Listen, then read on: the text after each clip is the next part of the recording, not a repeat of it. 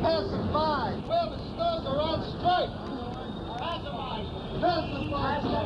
That's a hot passing by. Up for string of 5 cents for the hour wing smoke. Please pass this. This is Leon J. Davis speaking. We are listening to members of our union on the picket line. Their voices were recorded as they walked the pavement on a hot July day during a strike for a 40-hour, 5-day week. This was but one of many struggles conducted by the members of our union Local 1199 to win shorter hours, higher pay, and security and dignity on the job. The story of 1199 is not unique. Throughout this country, thousands of local unions have been built by workers against tremendous odds and at great personal sacrifice. Through the efforts of these unions, a higher standard of living has been won for all Americans. And equally important, these workers have learned valuable lessons and acquired a greater appreciation of democratic processes and principles. Despite the profound effect unions have had in shaping the nation's history, our schools, our historians, and our dramatists have tended to treat the story of American labor as something alien to our traditions. They have failed to record its history or to dramatize its struggles, its conflicts, its heroes, and its villains. In celebrating our 25th anniversary, we in 1199 have attempted to recapture just a small part of our own history by dramatizing a few of the incidents and events we lived through. We take you now to the Sheraton Esther Hotel in New York City. It is the evening of May 26, 1957, and 1,000 members and friends have gathered at our banquet celebration. An impressive array of labor and civic leaders in our city and state, including Mayor Wagner, have just concluded their greetings. The stage has been set for a dramatization of the history of 1199, the Union Democracy Belt.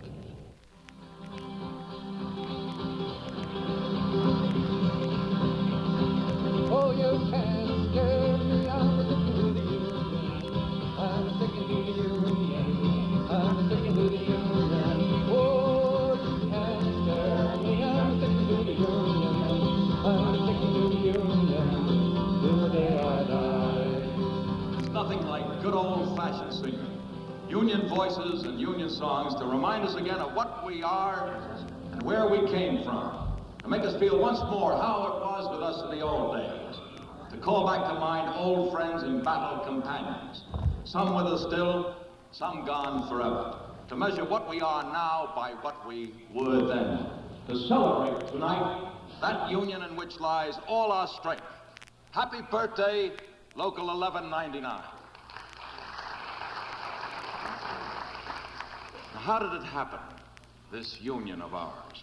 When did it begin and where did it get its start? 1199, like quite a few important things in this country of ours, got its start right at the bottom. You remember 1932? The hunger, the pain, the fear, people living in Hooverville standing in soup lines or eating out of garbage cans. Brother, can you spare a dime? Once I built a tower to the sun, brick and rivet and lime. Once I built a tower, now it's done. Brother, can you spare a dime? The Great Depression, with its 15 million people out of work, its insecurities, its uncertainties hung like a dark and threatening shadow across the lives of millions of Americans. It arose with them in the morning. It walked with them through the day. It came home with them at night. And the men and women working in New York City drugstores were no exception. 14 solid hours this day I've been standing on my feet. It's more than flesh and blood can stand. That's Abe, a pharmacist who's been working in the same store for 20 years. 50 miles from store to store I must have walked today looking for a job. How long can it go on like this? That's Joe, Abe's friend. Joe's a pharmacist too, except he's unemployed. You call pharmacy a profession? It's a cutthroat rat race. That's Philip, a young druggist, just out of college last year. Come in. Make yourselves comfortable. I'll make some coffee. And that's Rosa, Abe's wife. They have 2 kids asleep in the next room. The place is somewhere in New York City. The year 1932. The subject, well, listen. Joe, conditions in the drugstores are worse than I've seen since we both left college. $20 for 70 and 80 hours a week. Look, Abe, at least you're working. I'm unemployed. You don't know what it means. I'm a pharmacist, Abe. I love it. It's my profession, my life. Pharmacist. That's what it says on my diploma, too. What a joke. My store is a cross between a bargain basement and a rummage sale. At least you got a job. You know, all that stuff at school about professional standards and highfalutin ethics. I'm not a pharmacist. I'm a cut-rate, quick-change, get-em-out-of-the-hot junk peddler. Before I lost my job, I used to have to scrub floors. That's right. Get down on my knees and scrub the floors. Ask Abe. Well, I still scrub floors all the time. Dust, mop, sweep. I've had to go out and make deliveries, and you will, too, before long. The hell I will. Quit daydreaming. You're not in college anymore. This is life. Look, fellas, there's depression on. 60% of the pharmacists in New York City are unemployed. Guys I meet every day at Fox's agency will be glad to scrub floors. Anything to get a job. Well, split shifts, ungodly hours, come and go when the boss says so. I never see my children. When I leave, they're asleep, and they're asleep when I get back. I get so tired, I'm almost afraid to fill out a prescription. An old guy in my shop had to stay over in the store all night long to set up today's sale. You know what they did? They locked him up. This little old man locked up in a drugstore all night to keep him from running off with the boss's merchandise. Now, that's no way to treat a pharmacist. What the hell you guys think you're kidding? I'm not kidding. I'm fed up. $20 a week, 80 hours. I can't feed my family on that. Davy wants to go to college next year. Rosa needs to go to the hospital for an operation, and I haven't had a vacation for 3 years. 20 years I've been there and still don't know from one day to the next whether I'll be working tomorrow or not. Today, I sold a bottle of Phillips Milk of Magnesia, and the boss wanted to fire me. What kind of a life have I got? What kind of life have I got? My family's on relief. Look, here's a card I had printed up. Every day I go around from store to store, leave one just in case. What do you think of it? Well, let me see. If you need an experienced clerk in emergency, call Joe Fisher, Ulster 76262. I will work 3 hours for $1. That's a disgrace. Disgrace? What I'd disgrace? starve first. Well, it's no disgrace, a poor man trying to make a living. A thing like that gives the whole profession a black eye. I've been out of work 2 years. You're going to tell me what to do, huh? Rosa, tell us young pups still wet around the ears how many kids I got to feed, Rosa.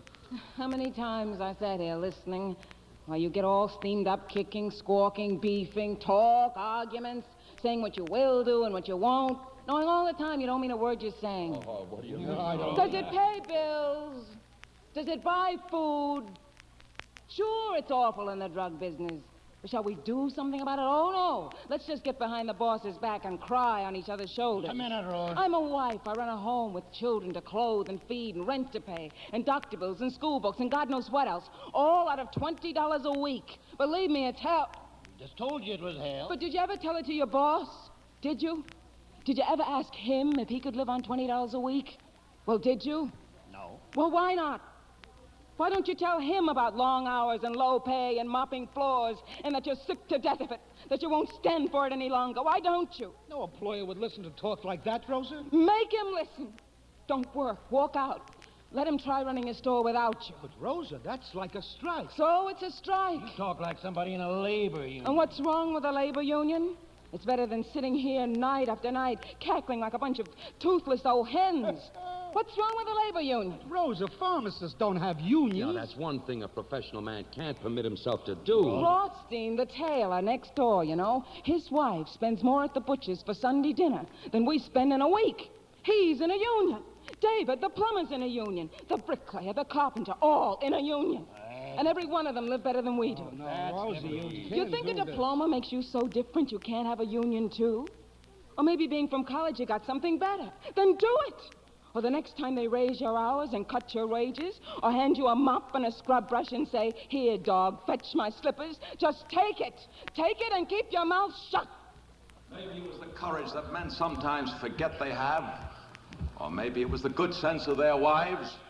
Maybe because there was no other solution. Whatever it was, they finally faced up to it. And on June 7th, 1932, at 51 Chambers Street, in the law office of William Rosborn, they got together. Oscar Lerner of the Old Pharmacists Guild was there. Leon J. Davis from the Medical Workers Union. Victor Weinberg, Irving Jarmel, John Sherman, Dave Kaufman, Harry Shomovitz. 15 or 20 people at the most. But whatever their backgrounds, their past experiences, their differences, They were bound together by an unbending determination, and they meant business. You're damn right we mean business. Fellas, it's rotten as hell in pharmacy. We know it's rotten as hell in pharmacy, but we're still professionals, and anybody talking union to us is out of his mind. I say a good, hard-hitting union's our only answer. I disagree. I don't even think we should use the word union in our thinking. What's wrong with the word union? Let the man finish, will you? I mean, the minute the owners hear the word union from us, we're sunk. Now, my idea is a guild, an association, something educational and strictly in keeping with our standing in the community. What about our standing with the boss? That's what bothers me. Pharmacy is a profession, not a factory. We can't bring pressure to bear on anybody unless we do it in a dignified manner. We've got to rely on enlightened public opinion. Well, there ain't but one way to enlighten public opinion in the drugstores. Build a union and organize. You try to sell a union to the owners, and they won't even listen to what you've got to say. Well, then we'll strike. Strike? Will somebody please inform this gentleman we are not like plumbers and hod carriers and ditch diggers? Well, why not? Why not? Don't we eat like they do? We pay rent. Our kids need shoes and clothes. Why not? Because we are members of a profession. And professional people have to maintain professional standards in everything they do. Professionals. Holy mackerel, it's coming out of my ears. Who the hell do we think we're kidding? Now listen, let's cut out this baloney and get down to business. To hell with a guild. To hell with an association. I say what we need is a union. Ben's right, fellas. Low wages, unemployment, and disgraceful working conditions make no distinction between professionals and anybody else. Our backs are to the wall. Otherwise, we wouldn't be here. And if it takes a union to solve our problem, then a union it is. Oscar, they've tried a union before 1890, 1919, 1921. They've tried it, and it's failed. Now, most of us are college people. What do we know about strikes, picket lines, organizing? How could we even start a union? And even we did, we'd have to hire somebody from the outside, an experienced organizer, to come in and run the thing for us. Look, folks, there's no magicians, no messiahs. Nobody else can come in and say, do this and do that, and some sort of a miracle will happen. No, if we want a union, we'll have to build it ourselves. Well, you're not looking at But if that you're from the- tired of being shoved around, of working like a dog for peanuts, of long hours and no vacations, or waiting till a boss is in a good mood to asking for a raise, if you're fed up as I am, slaving my life away in a profession with conditions that almost make me ashamed to call myself a man, we can build a union, and we can build it with our own hands. That's exactly what they did. They called it the Pharmacists' Union of Greater New York. An outline for a constitution was adopted. Dues were set at 25 cents a month for those with jobs and 10 cents for unemployed. Oscar Lerner was elected president, Leon J. Davis vice president and general organizer. And when they left that June 7, 1932 meeting for their homes, a new union was born. Now you want higher wages, let me tell you what to do. Got to talk to the workers in the shop with you. You got to build you a union, got to make it strong. But if you all stick together, boys, 'twon't be long to get shorter hours. Better working conditions. Vacations with pay, take your kids to the seashore. Course it ain't quite that simple. I better explain just why you got to ride on the union train. 'Cause if you wait for the boss to raise your pay, you'll all be waiting till Judgment Day. We'll all be buried. Gone to heaven. St. Peter will be the supervisor then. Now you know you're underpaid, but the boss says you ain't. He speeds up the work till you're about to faint. You may be down and out, but you ain't beaten. Pass out a leaflet, call a meeting, talk it over. Speak your mind. Decide to do something about it. They did. Passed out leaflets, talked union, held meetings, and after a while they even rented themselves a headquarters. It was an old loft building at 612 3rd Avenue, one flight up. In the winter, there was a pot-bellied stove that always gave off more smoke than heat. And in the summer, the smell from the butcher shop downstairs was something awful. Always there were things to be done and always people there to do them. Volunteers, every one of them. Still a union in name only until one day in the summer of 1933, a member came running up the stairs. Which way's the grievance committee? You're looking it dead in the face. What's your beef? Now, I've been working over at Galen's Pharmacy. It wasn't much. 35 hours for $5 a week. But $5 is $5. So yesterday, when the boss gave me a $2 raise... $2 raise? What are you complaining Now, about? wait a minute. He wanted to jump my hours from 35 to 63 for the $2. You mean 28 hours more? Yeah, for $2 more. Well, hell, I need the job, but I think that's too much. I told him it was too much. I told him I wouldn't do it, so he fired me. Well, what do you want us to do? Do? Let's go over there and talk to Galen about Now, it. wait a minute, not so fast. Don't go off half-cocked. We'll go to Galen's, ask for this man's job back, that's all. And if he refuses? We'll strike the store. You mean us? Of course, us. Who else? Call a strike for just one man? 1 or 100, what's the difference, as long as he's a member? Well, we can't call a strike. We're not ready. Look, this man is a member. He's got a legitimate fight on his hands. It's up to us to back him. I say let's go over to Galen's and do something. That afternoon, a committee from the union paid a call on Mr. Galen. We're from the Pharmacists' Union of Greater New York, and we're asking you to reconsider to put this clerk back on his job. The Pharmacists' Union of Greater New York can just take itself off to Greater West Hell for all I care. I fired him, and that's final. But it wasn't final. The union called an open-air meeting. Speeches were made and leaflets handed out. And the first picket line in our history swung into action.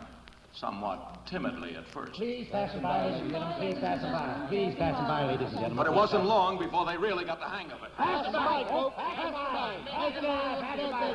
Pass him by. In less than a week, it was over. The clerk not only got his job back, but they gave him a raise. First strike, first victory. All to protect the rights of just one worker. And that's where we established the basic principle which has guided our union down to this day.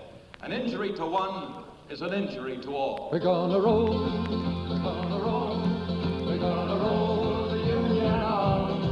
We're gonna roll, we're gonna roll, we're gonna roll the union on. In August of 1933, anybody familiar with the Brighton Beach neighborhood in Brooklyn might have been surprised if he'd walked past the Leviton Pharmacy. Pass it by, folks. Pass it by. Pass it by, folks. Hey, who's that marching up and down in front of Leviton with a picket sign and in a bathing suit? Saul, the pharmacist. Hey, Doc, what are you doing on a picket line? Yes, what are you doing on a picket Well, line? I've been working 35 hours a week for $13. That's not enough. Of course, it's that's not enough. So I joined the union, and the union asked the boss to give me $32.50, and he fired me. As No. long as you've worked for him. That's right. So here I am where I should have been long ago. Funny thing, though. Yesterday, when I got started out here, I was so scared I couldn't get my mouth open. I wasn't used to that kind of thing, but you just listen to me now. Stand back. I'm going to blast. Pass them by, folks. Pass them by. Help us win a living wage. Pass them by. You can count on everybody in the neighborhood, Doc. We're with you 100%, Doc. And whoever it was that thought of bathing suits on a picket line sure had a cool idea. Come on, let's give Doc a hand, folks. Pass the by, folks. Pass the by, folks. On August 15th, infuriated by the impression the pickets were making, the employer struck back. Angelito Lopez and 3 other pharmacists were snatched off the picket line for disturbing the peace and spent the night in the Raymond Street jail. But the next morning, a friend of the union offered up the deed to his home as bond, and they were released. For 5 weeks, the strike against Leviton Pharmacy went on. And when it was seen that hundreds of residents had turned out to show their overwhelming support of the strikers... Okay, I'll sign the contract. I'll pay legal and medical expenses. I'll drop all charges against the union. Anything. Only call off this strike. Second strike, second victory. And on the Lower East Side, in the dead of winter 1933, it was almost the same story. Only not quite. The Lindemann Pharmacy was one of the worst sweatshops in town. You can say that again. 70 and 80 hours a week he works us for $30. But money wasn't the only issue. The pharmacy was run by old Doc Lindemann himself. He always sat astride a tall stool just so he could watch over the doings of his workers.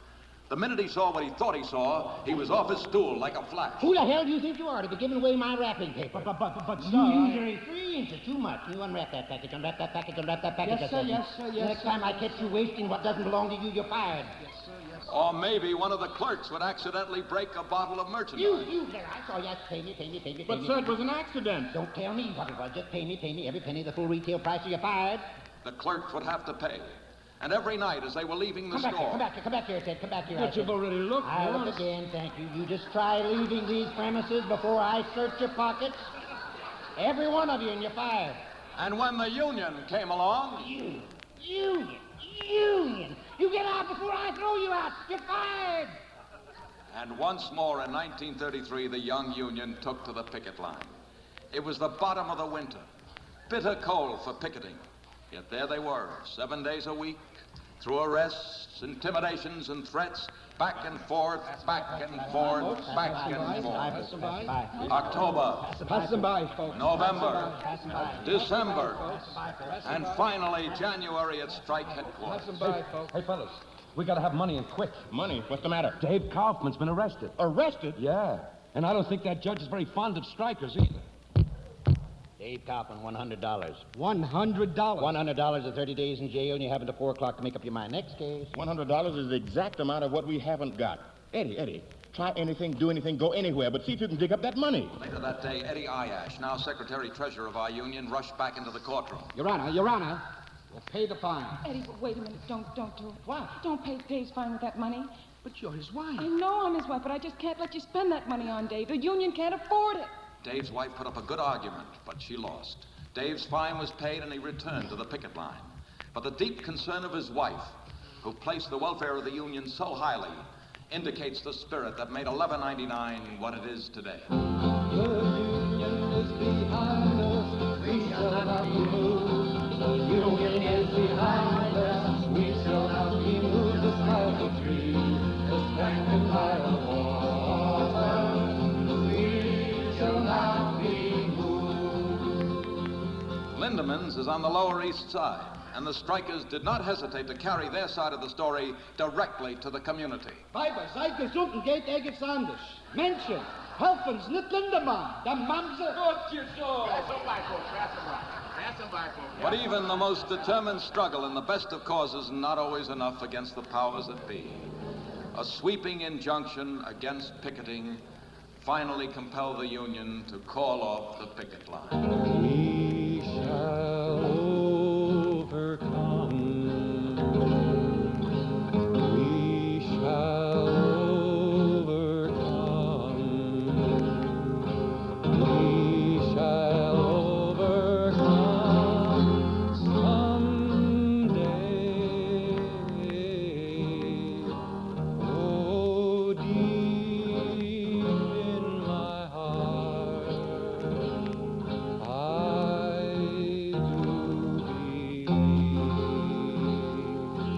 believe we'll overcome someday. Lindeman was organized later and is still under union contract to this day. The Bronx has been called the cradle of the union, and not without reason. For it was here in the winter of 1934-35 that our union really won its spurs. As might be expected, this strike took place like most of the really important strikes in our history, in the dead of winter. It may be said without fear of contradiction that Local 1199 has put into the field some of the coldest picket lines in the history of American labor. 1934 had been a year of change and ferment. Roosevelt was in the White House, and union was in the air. And our union, growing, learning, expanding, picking up speed as it went along, was heading for its first major test of strength. The Bronx, it's tough, but it can be organized. And here's how we'll do it. We'll divide the whole Bronx into sections. We'll talk to each clerk in each store in each section, ask questions, answer questions, leave circulars and application blanks. Wherever you go, don't miss anybody. Then we'll call a meeting and just let them take the floor. Brother Chairman, every time the boss has a fight with his wife, my job is insecure. Yeah, the boss's nephew got out of college last week, and next week he's taking my place. It's damned unfair. Our first demand should be security on the job. Security's okay, but now who the hell can take care of a family on $20 a week? We need a $35 minimum at least. Look, I'm a newlywed, and I went into the boss to hit him up for a raise. And he said, who the hell told you to get married? Not me. What about that split shift? I've been having to get up to work early in the morning, knock off in the afternoon when it's slack, and then come in again and work till after midnight. I can't keep it up much longer. We want a living wage. And more time to spend with the family. We demand a 6-day, 54-hour work And a week. vacation with pay. We demand every other Sunday off. And we demand to be represented by the union. Okay, brothers and sisters. The bosses can deny that these are fair demands. But just drawing up demands is not enough. The question is, are we ready and willing to fight to get these demands? Yes, we are. Are we going to pull out the weak sisters? You said it. Are we ready to strike every single store in the Bronx? Then we will win. A vast majority of the Bronx employers quickly recognized a very important fact, that their clerks were prepared to strike if their demands were not met. And despite the urging and pleading of the Bronx County Pharmaceutical Association, 300 owners signed with the union, but 7 employers refused to budge. We had no alternative but to strike those 7. 150 pickets a day marching up and down in front of 7 stores, 7 days a week. You might have thought at times it was an academic procession. Well, for goodness sakes, look at that one. A cap and gown on the picket line. That all the world may know a college professional man is not too proud to fight for his rights. You know, I haven't worn this thing since I got out of college.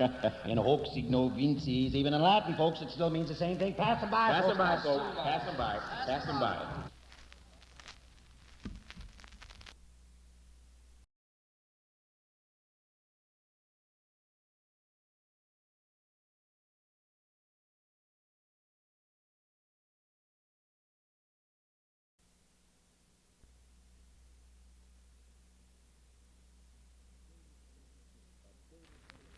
A dirty, stinking flit gun. What? Son of a so-and-so sprayed me with a flit gun. Come back here, you cutthroat. Come back inside. I'll knock your mustache down your throat. Yourself, you'll do no such thing. I'm captain of this picket line. You'll march up and down like everybody else and keep your temper to yourself. Pass it by, folks. Pass it by. And there was more than flit guns. Hey, fellas, they got this twomey to introduce a bill in Albany to suspend any pharmacist who walks a picket line. Well, I'll be damned. Using the state legislature to break a strike. Here, you take my cap and gown. I got business up at headquarters. Brothers and sisters, you know who's behind the Twomey bill. We've got to stop these guys and stop them dead in their tracks. How? Political action. Let those guys in Albany know you won't forget them at the polls. The Tomey bill was defeated, and we learned then and there how to handle ourselves on the stump and at the polls. Political action in 1199 goes back to that winter in the Bronx. Congressman, Mr. Congressman, sitting down there in Washington, you better listen to our song or you ain't gonna be in Congress long. No, sirree, in Congress you will not be. If you don't listen to our song, you ain't gonna be in Congress long. And we were not alone in the Bronx. The Association of Laboratory Technicians voted to contribute $10. Haywood Broun, famed president of the National Newspaper Guild, joined our picket line. Pass them by, folks. Pass them by. And The Nation, a liberal magazine, had this to say about the situation. Coolie hours and coolie wages for drug clerks are a menace to public health. The Employers Association, seeing the handwriting on the wall, still made one last desperate plea to the owners. Upon the outcome of this struggle depends the very existence of free enterprise and rugged individualism in the Bronx. But it was too late. The 7 stores surrendered. The strike was over. The union had won. A $32.50 minimum for registered pharmacists, a 6-day, 54-hour week, $23.50 for experienced drug clerks, $16 for apprentices, and every other Sunday off. We signed our first major group contract with the Bronx County Pharmaceutical Association, and 350 brand new members were brought into the organization. But 1935 still lay under the shadows of the Great Depression. And despite our great gains, hundreds of our members could not find jobs, until a delegation from our union persuaded the secretary of the State Board of Pharmacy to help carry our case to Washington. $157,000 was allotted by the Works Progress Administration for a project which put more than 100 unemployed pharmacists to work as deputy drug inspectors.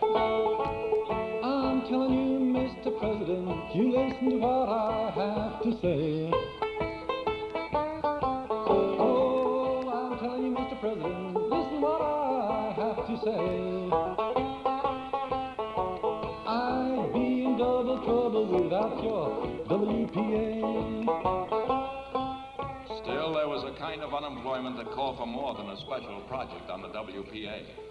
You could have asked Bertram Roberts. He had every reason to know. We see him now.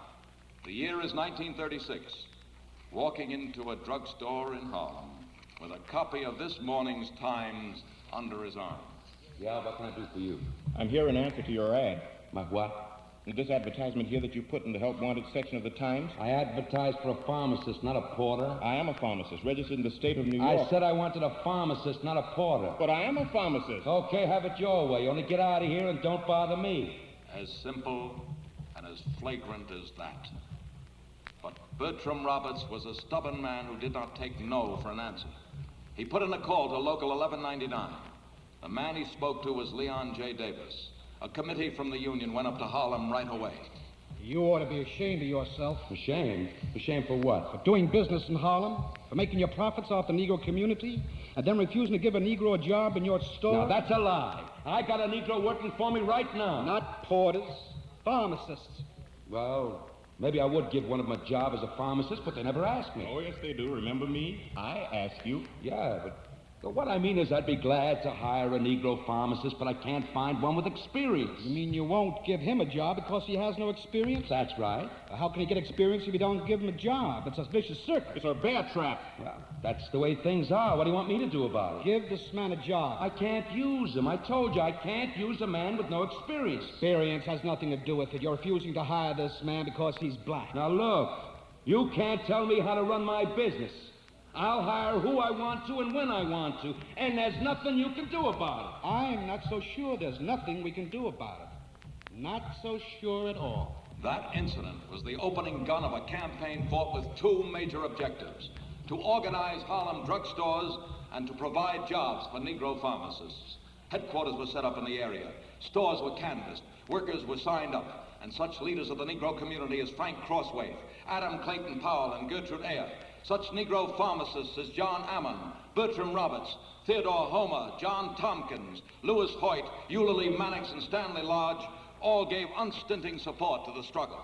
And in 1199 itself, the question of making the hiring of Negroes the cardinal issue in the drive to organize Harlem was thrashed out by the membership. Brother Chairman, believe me, I am 100% for Negroes getting jobs, but nobody wants to take bread out of his own mouth. Suppose a Negro I'm fighting for gets my job, what then? That's not an easy one. But let us understand one thing. If we organize Harlem, we'll have more jobs for Negroes and whites. Sure, maybe in some cases we'll have to share. If so, then that's the way it ought to be. The members voted to fight for jobs for Negro pharmacists. And when the employers turned down their demands, the fight was on. Don't buy where you can't work, folks. But everything is not cut and dried on the picket line. Strikers are human, and a man can get pretty tired walking up and down in front of a drugstore. And that's what a certain store owner was counting on when he called the Negro picket captain aside and handed him a nice, fat envelope. $500 in crisp new bills. $500! Woo! Hey, look, fellas, our first prize! All right, what shall we do about it? It makes me sick the way they think that a Negro is automatically so stupid and so dishonest he'd cut his own mother's throat for a couple of bucks. They've been doing this to us for years, and that's what I'm striking for. So that no snobbish, arrogant, prejudiced son of a gun can insult me because of my race. I say throw it back in his teeth and tell him that this union and the people of this community are not for sale. Fellas, there's our answer. And it was the right answer. After 7 weeks, the owners surrendered, and race discrimination in Harlem drugstores was broken forever. 14 Negro pharmacists were put to work behind the prescription counters in their own community for the first time. Today, Negroes work as pharmacists, sodamen, sales clerks, not only in Harlem, but everywhere else in New York City. We are black and white together, we shall not be moved. We are black and white together, we shall not be moved. It's like a tree that's standing by the water. We shall not be moved. But Harlem was not the last stop on the grand tour that 1199 had mapped out for itself. 1937 was one of the biggest years the Union had, and one of the toughest. For that was the year... There's a wailing on the corner, a lick it downtown. We got to all get together before the sun goes down. You got to all get together. You got to all get together. Yes, the drugstore workers surely got to organize. Wayland's is miserable. 7 days a week, 12 hours a day. 24 consecutive hours if I want a day off. And all for $18 a week. I'm a soda man in Wayland's at the Lincoln Hotel, and I work 7 a.m. to 6 p.m. for $18 until they cut my pay 10%. Think of a registered pharmacist in the biggest outfits in the whole country getting $25 a week. Well, first I gotta buy punch boards, whether I want to or not. Then run raffles to get rid of merchandise. I'd just as soon be in the numbers racket. Damn supervisor's been taking my tips to buy Christmas gifts for the manager. My tip? You think you've got a beef? Other day, a manager bawls me out in front of a customer, so I ask him, please, next time to wait till at least I finish the sale. Next day, I'm fired. What about me? $15 a week is bad enough, but because I'm a Negro, they make me eat in the basement. What am I, a pig? Okay, it's pretty damn awful. And there ain't but one answer. Get help and get into 1199. Get organized. All right. Are you for it? All right, we're for it. Wayland's a big one. 500 stores all over the country. They won't like it. But you spread the word to anybody else in the store you can trust. I'll tell you where the next meeting will be, and fellas, be careful. But careful as they were, the news of what was going on got back to the company. Hey, there's talk around that some of you guys have been talking to join the union. Is it true? How about you, Johnson? Anybody been talking to you about joining the union? No. That's a lie. Well, a guy can join a union if he wants to. It's a free country. Oh, you did join the union, didn't you? Well, but... Of course you did.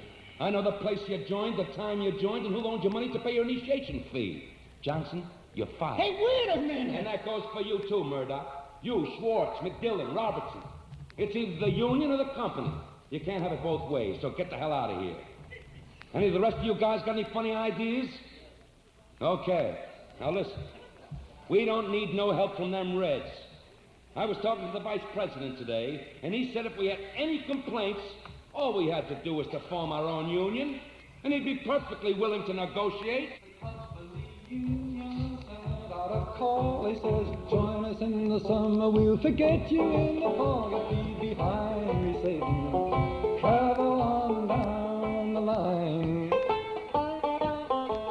I'm a union man, gonna leave you behind.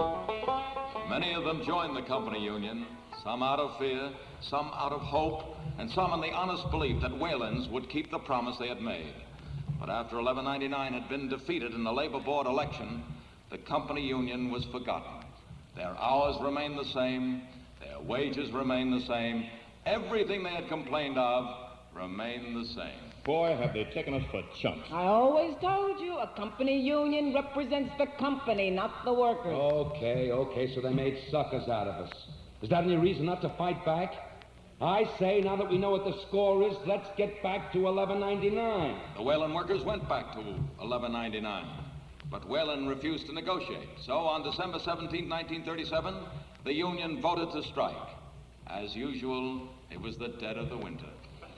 There was no money, and the pickets were given but $1 a day to stand between them and the coal. All right, fellas, all right. Talk it up. Put some zip into it. Keep it moving. Else we'll freeze to death. Come on, pass them by, folks. Pass them by. Once a Pass manager, them always by, a folks. manager. Yeah, but I have to admit he makes a damn good picket captain. Pass them by. He was the first one on the line this morning and the only one who hasn't been relieved yet. Pass them by, folks. Pass them by. Well, look who's here, fellas. Help is on the way. Yeah, the U.S. Marine. They sent me out to relieve you guys. How are you, fellas?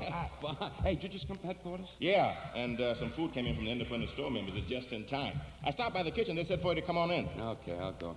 Hey, you know, I've been watching you since you've been on this picket line. You're all right. And I've been watching you ever since they made you store manager. You're not bad yourself. Okay, fellas, keep it up nice and snappy, will you? I'll see that somebody comes out to relieve you. All right, keep it some of that food. Can you imagine, in the store, Negroes eat in the basement, but on the picket line, I not only relieve the guy who was my manager, but in the soup kitchen, it's me and him side by side. Maybe what this country needs is more picket lines. Pass them by, folks. Pass them by. Pass them by. It was not an easy winter, and often it seemed the union was at the end of its rope. But always the members came through, and there was help and assistance from other unions. Loans were received from the Transport Workers Union, the National Maritime Union, and Local 65. And the grocery clerks. Local 338 provided us with all the eggs we could eat. But 7 weeks on a picket line can almost add up to eternity for some people. Out of the 500 original strikers, 100 remained to the end.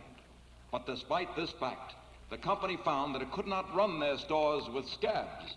The cash registers didn't ring as often or as loud. Finally, Wayland's was forced to recognize the union. The strike was over, and the first chain store in the industry was organized. And that was only the first of 4 long, bitter strikes against the Wayland chain. 151 days on the picket line.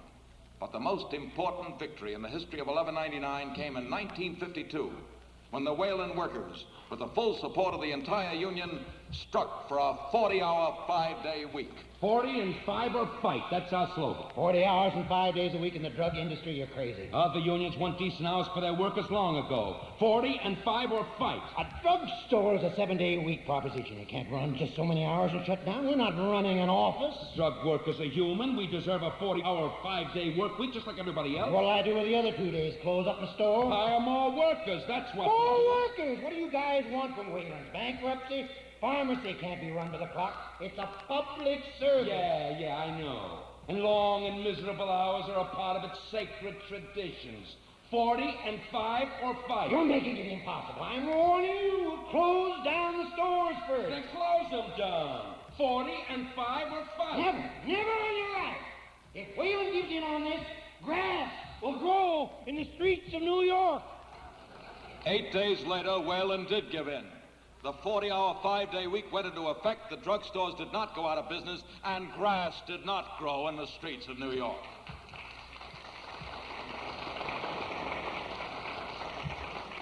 Who can deny that these first 25 years have been years of tremendous and dramatic importance in the history of our Union? The strikes, the picket lines, the injunctions, the arrests, the victories, and the defeats. Our growth from few to many, from weakness to strength. Who can remain unimpressed in the face of accomplishments like these? But is mere size and power the only measure of what we're celebrating here tonight? What about the people, the rank and file, the men and women, the blood and bones of 1199, the Abes, the Joes, the Phils, the Roses, and all the rest? What does it all add up to for them? What difference has it made in their lives? What do they actually get from the Union? What did we get? Phil, you're a pharmacist, tell him. Well, in 1934, when we got our first contract in the Bronx, my pay was $32.50 a week. Now I get $120. Well, that's $87.50 worth of extra living for me and my family. The union puts in my pocket every payday. 1934, I worked 54 hours, 6-day week. Now I work a 40-hour, 5-day week. That's 14 hours lopped off my work week and added on to my life. Oh, and it's wonderful to have a husband you can see around the house once in a while. To throw a few frankfurters and rolls into a basket and a coffee in a thermos, the kids in the car, and go and spend some of that union-made leisure time away together like a family should. Always we wanted, the wife and me, to drive out to California, see my grandchildren, but we never had time to take a real holiday before. But now, let's see, a week each way, a week to stay. Man, that's 3 weeks vacation. Wow. Well, if you want the real lowdown, just ask a soda man. Soda jerks, they called us in the old days. That's just how we got treated, like jerks. Fountain to fountain, job to job. A $16 a week hobo with an ice cream scoop. Knocking himself out, going from nowhere to nothing. Security? Who the hell gave a damn? But, brother, that's not the way it is now. No siree. Now, counting my pay and my Higgins, I'm drawing down almost as much as a pharmacist. And steady? I've been on this one drugstore job 10 years, I'm telling you. You take an old fella like me, 40 years a pharmacist, 25 in the same store, and you start to worry maybe you outlived your usefulness on the job. That could be a real tragedy. No paycheck coming in, nobody to look after you, pay the rent, or buy a little pipe tobacco, and the whole world puts you in a park bench and leaves you there. But not here. No, sirree. Every month, sure as God sends Sunday, my pension check is in the mailbox. Security, dignity, and peace till the end of my days. For my money, the heart of 1199 is the benefit plan. Do you realize what it costs to have a baby these days? The clinic, the doctor, the hospital. It's frightening. Without 1199 maternity benefits, who could afford motherhood? And when I was out with a gallbladder operation for 10 whole weeks at that time, what would have happened to the wife and kids, the rent, the food, and the things to wear? And me flat on my back without the benefit check coming in once a week like clockwork. My hospital bills were paid, surgery, x-ray, and anesthetics. If anything should happen, which God forbid, there's my 1199 life insurance policy for Molly and their kids, and you don't realize the load off a fella's mind. $11.99 is money in the bank, all right, but that's not all. Sometimes it's the things you can't buy and sell or measure in terms of dollars and cents that count the most with a man. Things like dignity and self-respect. Let me tell him, Abe. The most important setup in the whole union to me is the hiring hall. Yeah. You know why? And I want to change a job. I'm a man. A man like everybody else. No discrimination, brother. No siree, not one bit. You guys used to beef about how bad it was at the Fox's agency. Hell, I'd have cried for joy if they'd just let me into the place. I'm not a porter anymore. I'm a clerk. And all over this town, you'll find Negroes in every job in a drugstore from pharmacists on down. And when I gave a little Joey a bar mitzvah, needed $500, I didn't have to go to the loan sharks like my father did. I went down to the bank, our bank, on 1199 credit union, and they fixed me right up. Oh, and where else can our teenagers go and get the kind of fun and entertainment they get at teen time at 1199? Dancing, singing, celebrities, movie stars, they love it. It's a contribution not only to our sons and daughters, but to the whole community. Now, last July, when I went to work in a Puerto Rican neighborhood, where do you think I learned Spanish? Right here at the 1199 University. Oh, and our children's camp program. Bobby and Rosie, my twins, last summer they went to the country for the first time in their lives. The letters they wrote me, the times they had. Bobby saw somebody milking a cow for the first time, and he never got over it. And tonight, you saw something new we started. You met the winners of our college scholarship program. Oh, boy, think of the money my old man would have saved if that had happened to me. And culture, 1199 is loaded. Negro History Week, Jewish Festival, Spanish-American Affairs. We even put out a monthly magazine, and look what happens. It wins the International Labor Press Award. Come on, fellas, they're waiting. Look, if we didn't have to get over to the banquet, we could really tell you about 1199. And you know what our next move is? New headquarters. 8th Avenue and 45th Street. We own the whole damn building. Who would have thought that night in June down on Chambers Street we would ever amount to a dam? 25 years, Rosie. It's a miracle. Drink your coffee, Abe. They're waiting. And it's no miracle.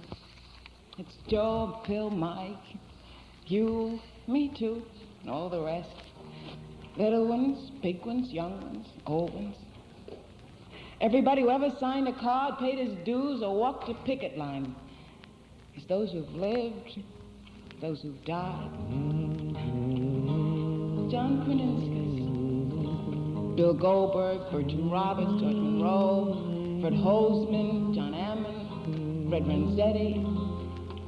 And standing there as big as life, smiling with his eyes, said Joe, what they could never kill, went on to organize, went on to organize. Come on, Abe. Drink your coffee. Time to leave for the banquet. I'm coming. Yes, sir. 25 years. Let no man put a period to the history of Local 1199 Retail Drug Employees Union. A comma, maybe, but we're still a young union, and there's a whole lot more ahead of us than behind. The essence of 1199 has been its democracy. Not so much the preaching of democracy, but its everyday practice. Pharmacists with porters, sodamen, clerks, salesmen, and cosmeticians. White with black, Jew with Gentile, everyday men and women, all united in the continuous process of struggle and of growth. But we cannot take progress for granted. Local 1199 continues to search for the most democratic forms of expression and unity that will help all our members to help themselves in working, in fighting for a better, more secure life in a world living harmoniously at peace. Those are the words of Leon J. Davis, our president and leader. Words of hope and confidence that flow from strength, from unity, from solidarity. For years now, we have been giving expression to this confidence which solidarity inspires, each in his own way, sometimes hesitant, sometimes eloquent, sometimes with smiles following victories, and sometimes even with tears following defeats. And we have sung about our hopes too. Some of us have sung all the words. When the union's inspiration through the workers' blood shall run, there can be no